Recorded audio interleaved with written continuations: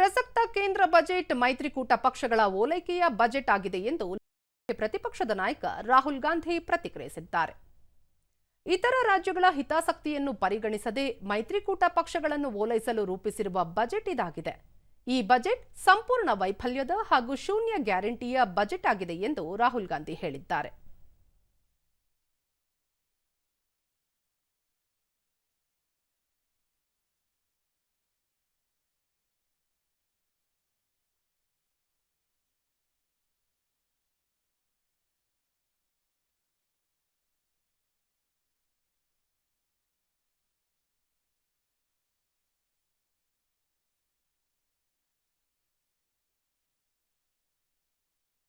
ಕೇಂದ್ರ ಬಜೆಟ್ ನಿರಾಶಾದಾಯಕ ಎಂದು ಕಾಂಗ್ರೆಸ್ ಅಧ್ಯಕ್ಷ ಮಲ್ಲಿಕಾರ್ಜುನ ಖರ್ಗೆ ಪ್ರತಿಕ್ರಿಯಿಸಿದ್ದಾರೆ.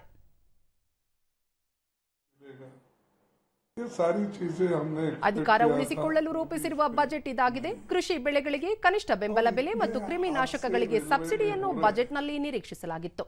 ಆದರೆ ಈ ಬಗ್ಗೆ ಪ್ರಸ್ತಾಪವಿಲ್ಲ.